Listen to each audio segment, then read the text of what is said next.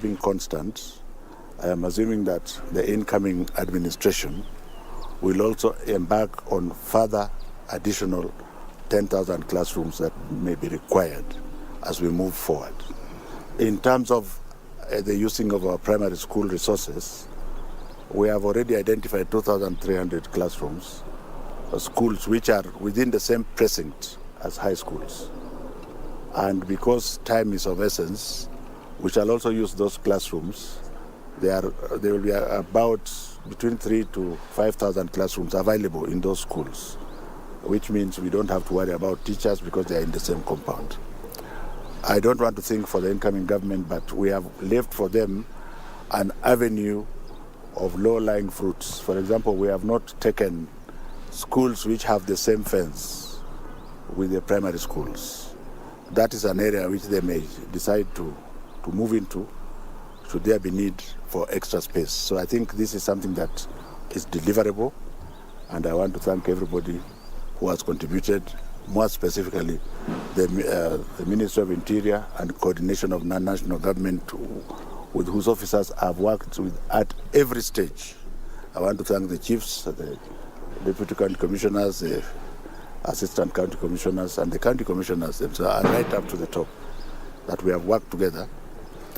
Our target, and that's why I'm out here, because we are supposed to be doing less kidogo, but we have a target to meet, and it shall be met. And that target is another 1,000 classrooms or so scattered across the country. Like I've said, the Nyanza region, the northeastern region, the central region are doing extremely well.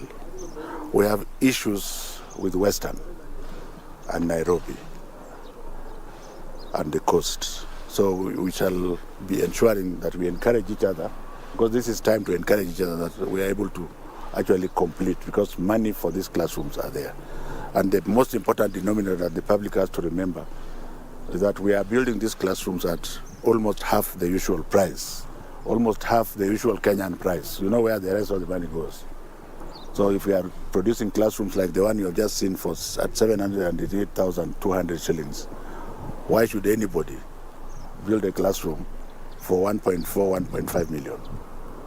And that is the message that I want to leave when I am leaving. I would want people to remember that together with our teams and the teachers and everybody, we were able to deliver 10,000 classrooms in about 8 months at 788,000 shillings. And then ask yourselves how much money has been saved. Nobody is a hero, nobody is a winner, everybody is a winner. There's no loser in the process. But I think it will be then a footprint for people who are coming to ensure that they tell the public why they should use any extra coin to produce a classroom for our children. I don't think, first of all, I'm not going to allow the fielding of questions, and I just want to think whether I can go around things which you might ask me about. Of course, you have heard the pronouncement by Mr. Chebukati. I engaged him yesterday, and we are continuing to work together with the IEBC as far as the by-elections are concerned. Whatever is going to happen, we'll take the safety of our children first. So there should be no worry that when there's a by-election here and there, that the children are going to be scattered. We shall not allow our children to be scattered for a day or two. Since the teachers are there and everybody, and we have enough security, anything can happen when the children are safely in school, and so on and so forth. Basically, I think that's what I wanted to tell you, unless I remember something else, but I think that's what I wanted to. And from here, we are going to Ziru Girls High School, where we shall also open another classroom. My teams are working across the nation. We are inspiring each other to work across the nation.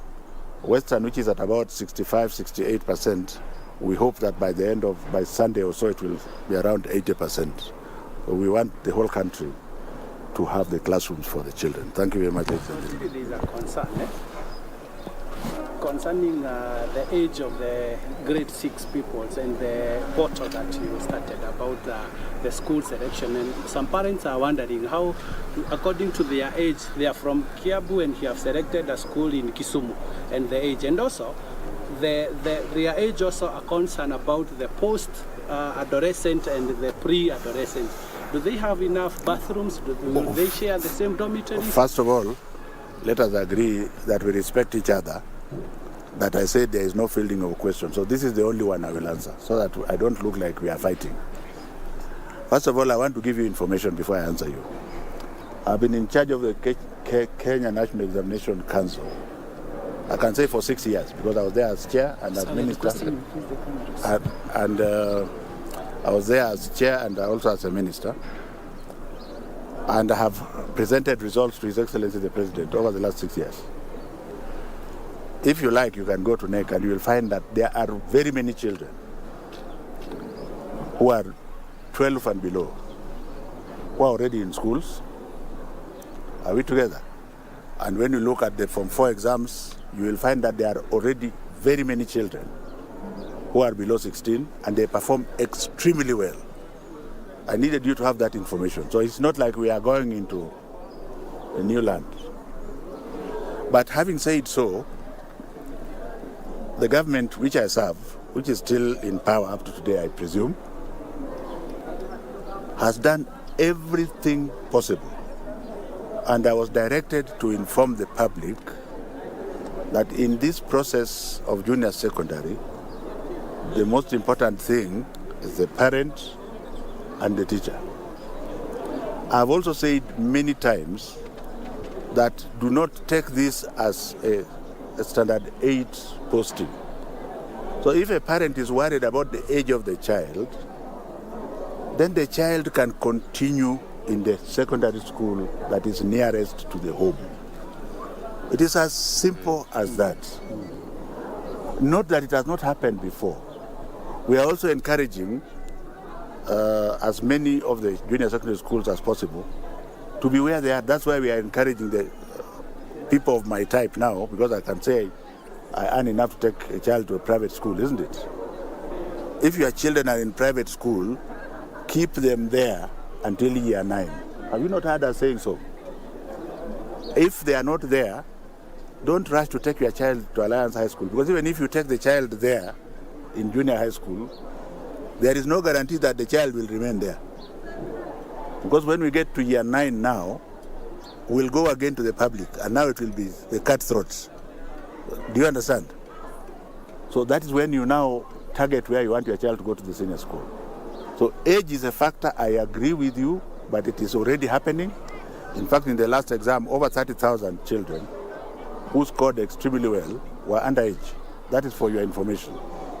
But the majority of parents who want to be closer to their children should allow their children to remain as close to their home as possible for these next 3 years. And if it is in the private schools, you may find that most of them have actually converted the primary schools to junior high school, so the pressure will not be there. And like I said, there is no parent who is illiterate. Every parent is intelligent. Are we together? So I hope I have galvanized and answered you properly, that should not be a problem. I want to accuse parents, which I didn't want to do today. Please take time to engage your child and decide where you want the child to go to. It is not the time to say, no, I want my child to go to Kenya High School. That one can wait. That one can wait for until year 9. What we are trying to say is that the majority of the children, even more than it is now, will be day scholars. Right now, 75% of the children are day scholars. But we are hoping that in this junior high school, it can go even up to 80%. Thank you very much, ladies and gentlemen. Let us have our glass half full rather than half empty. Hii watu ya Kenya iko namna gani? Asanteni.